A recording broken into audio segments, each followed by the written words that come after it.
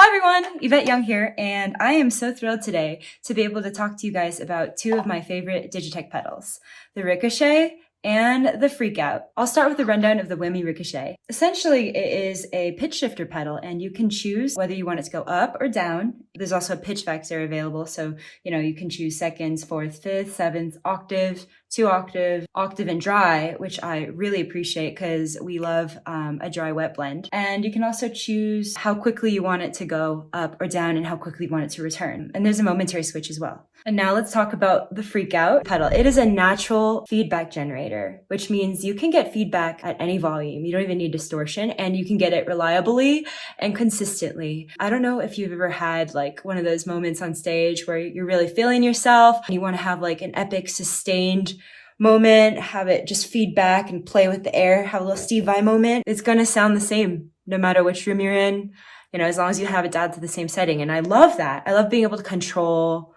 my feedback, especially used as like a production tool to like pad out certain things and add character and texture. So good. Let's talk about the design. It's got a momentary switch.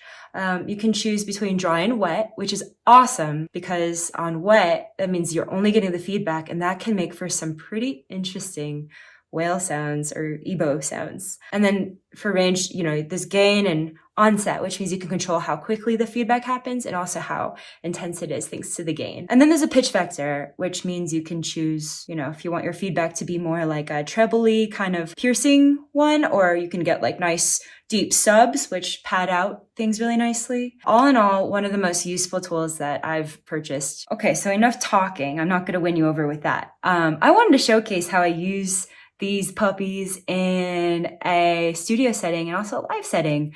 They're so much fun, and I really think they add so much life to my recordings and also spontaneity in my live shows. Okay, I'm going to show you the Ricochet first. I'm going to show you two cases of usage, one for a plummet and one for when I want it to climb. I am here with my guitar, Ibanez Talman. I kind of just wanted to run through one way I use the downwards pitch vector in my song Smolder in my band Covet. So I'm just going to go ahead and play what it would sound like if I had no effects on.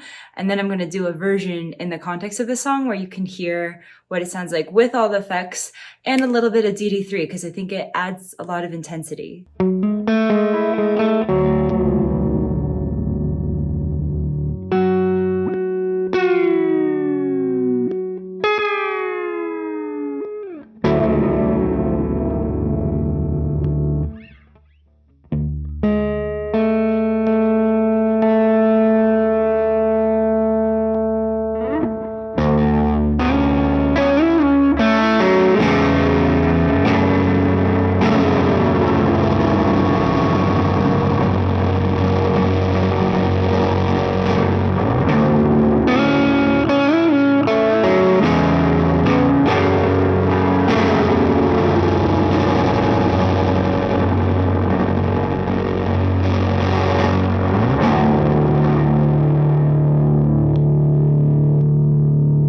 I think that sounded like the end of the world.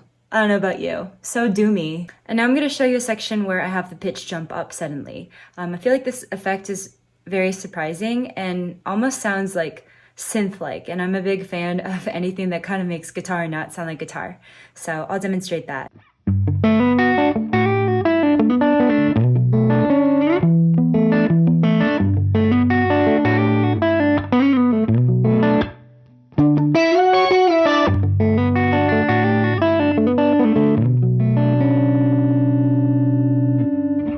Time I had it on octave and dry, so that's why you heard a little bit of that original guitar signal, but you also heard that octave up. I thought it'd be cool to show you guys what that clip sounds like in context of like a fully produced song, because sometimes you don't really know how something is until you're in the studio and you hear it in the mix with other things.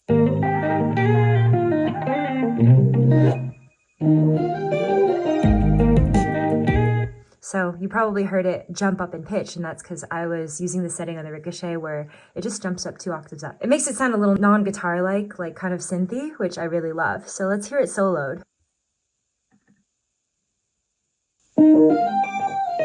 Okay, now I'm gonna move on to the FreqOut, which is one of the coolest pedals, I personally think. I guess I'll start by kind of showing you just what it does. You can hear some sounds that come from it, and then I'll show you it in the context of when you want controlled feedback.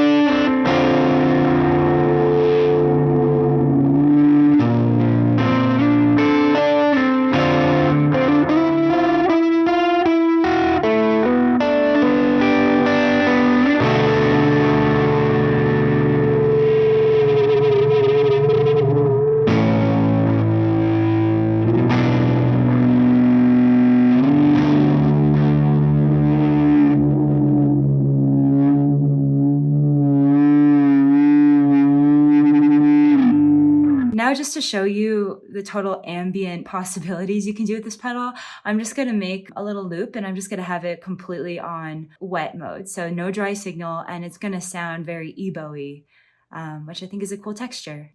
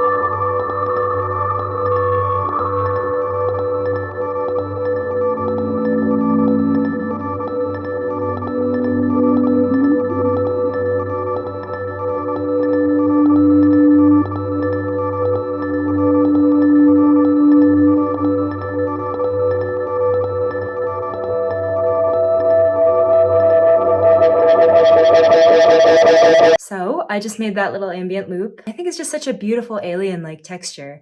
Another way I like to use that pedal is to just get a ton of really interesting harmonic feedback and then just comp it in a session. I thought I'd show you how I would go about using the FreqOut in the context of producing up the same song I showed earlier. I'll just show you it isolated and then I'll show you it in context.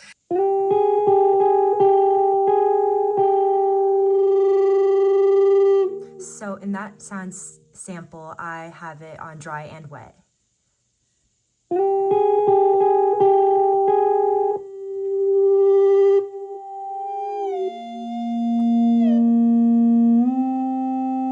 The second half of it, you probably heard that the attack was really delayed and there was no original guitar blended in, and that's because I had it on all wet, which is a setting that you can use, and that's the one I think sounds the most like an EBO. Now let's hear it in context.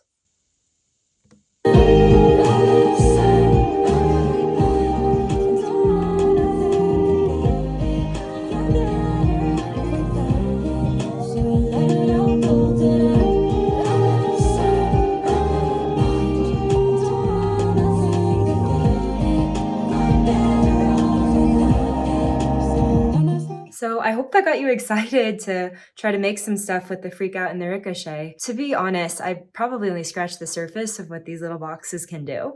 But I know for me, it's been limitless inspiration And it's just been really fun to use in the studio to add texture and interest and depth. And also live, it makes for like great transitions, especially the freak out. So yeah, let your imagination run wild.